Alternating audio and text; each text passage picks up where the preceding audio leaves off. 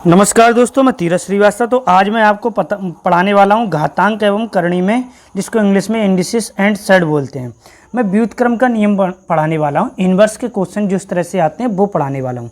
देखो, बहुत ही छोटा टॉपिक है। इस तरह का एक क्वेश्चन देखेंगे और छोटा सा पॉइंट देखेंगे। इसके बाद मैं आपको शून्य का भी एक बता दूंगा, घातांक का शून्य जो होता है, और व्युत्क्रम घात का नियम भी मैं आपको सब समझा दे रहा हूँ। एक बात देखना ध्यान से, जैसे आपके पास इस तरह का फॉर्मूला आ जाएगा, a की पावर होगी आपकी m।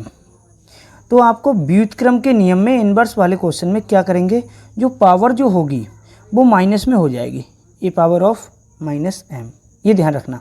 अब इसके अलावा यदि आपके पास माइनस में पावर है, जैसे माइनस m है, ठीक है, तो जब इसको अपॉन में ले जाओगे नीचे, इसको जैसे इसको नीचे जब लेगा, ये प्लस में थी माइनस में हो गई, यहाँ माइनस में है, यहाँ हो जाएगी ये ए की पावर किस में, प्लस में हो जाएगी। ये तो पॉइंट है ना, बहुत सिंपल है। एक क्वेश्चन देख लोगे, एक ही क्वेश्चन से समझ आ जाएगा। 2 की पावर 3 है, ठीक है। अब किसी ने कहता है व्युत्क्रम का नियम बनाओ, तो क्या करोगे, 2 की पावर 2 - 3 कर दोगे, ये आंसर लिख दोगे। इसको कह दे आप इन्वर्स में लिख दो, कोई कह दे इसको इन्वर्स में लिखो, तो क्या करना, पावर अभी पॉजिटिव है, निगेटिव में चले जाएगी। यही कंडीशन अगर 2 की पावर -3 होती तो इसको क्या करते, 1/2 की पावर माइनस में है ना, यहाँ प्लस में हो जाती। इतना है।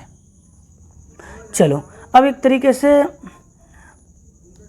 अब वो देख लो, जिससे आपके सामने आ जाती है 2/a/b आ जाए, इसके ऊपर पावर m आ जाए। आ गया समझ? तो कैसे करोगे, इसका एक तो तरीका ये है, इसको मैं लिखने का तरीका बता रहा हूँ। ए के ऊपर भी पावर m है, पॉजिटिव में ही है, और बी के ऊपर भी पावर m है, पॉजिटिव में ही है। इसको आप ऐसे भी लिख सकते हो, या आपका ऐसे भी लिखा हुआ आ सकता है। तो इस तरह के क्वेश्चन में आपको जब व्युत्क्रम का नियम लगाओगे, इन्वर्स में करोगे, तो क्या करना होगा, आपको ध्यान देना, इसको नीचे ले जाओगे, इसको ऊपर ले जाओगे, मतलब नीचे वाली वैल्यू ऊपर आ जाएगी, b की पावर m हो जाएगी, लेकिन नीचे प्लस में है, जब ऊपर आएगी तो माइनस में हो जाएगी। अब a को नीचे ले जाओगे, a की पावर m, यहाँ भी प्लस में है तो ये माइनस में हो जाएगी, ठीक है। अब अगर इस ऐसा क्वेश्चन आ जाए तब व्युत्क्रम करोगे, तो इसका उल्टा ये हो जाएगा, b को नीचे ले जाओगे जैसे यहाँ, और पावर माइनस में यहाँ पॉजिटिव में हो जाएगी। ए को ऊपर ले जाओगे तो माइनस में पावर है, ये पॉजिटिव हो जाएगी। ये बात आपके समझ आ गई होगी, कोई हार्ड तो नहीं है। एक क्वेश्चन इसका भी देख लो, जैसे क्वेश्चन की बात आ जाए, 2/3 पे पावर ले लो 2। आगे समझ?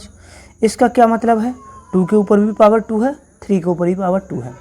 अगर आपने 2 और 3 को चेंज करा, 3/2 करा, तो पावर क्या हो जाएगी, माइनस में 2 हो जाएगी, ठीक है, क्योंकि 3 ऊपर आ गया, 2 नीचे आ गया, पावर प्लस में थी, यहाँ माइनस में हो गई। इस तरह के आपको क्वेश्चन को देखने को मिल सकते हैं। अब एक चीज़ देख लो, एक तरीका मैं आपको समझा दूं। आपके सामने अगर यहाँ 1 की पावर 0 आ जाए, 0 वाला फॉर्मूला है ये, ठीक है, शून्य का फॉर्मूला यहाँ लिख दे रहा हूँ, शून्य का नियम। हालांकि अगली वीडियो बनाता, लेकिन इसी में समझा दे रहा हूँ। 1 की पावर 0 है तो कितना आंसर हो जाएगा, 1 हो जाएगा। अब 2 की पावर 0 है तो कितना हो जाएगा, 1 हो जाएगा। किसी के भी ऊपर पावर 0 अगर होगी तो उसका आंसर कितना हो जाएगा, 1 हो जाएगा। समझ गए?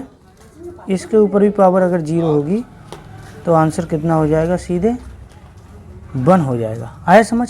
कितना भी नंबर लिख दो, 7, 6, 8, 5, 9, 7, पॉइंटों में भी हो ना, फिर भी कोई दिक्कत नहीं है। इसके ऊपर पावर 0 तो आंसर सिर्फ 1 ही होगा, ठीक है। अब देख लो, वीडियो को लाइक कर दो, चैनल को सब्सक्राइब कर दो, और कमेंट में लिखना जय हिंद, जय भारत, भारत माता की जय।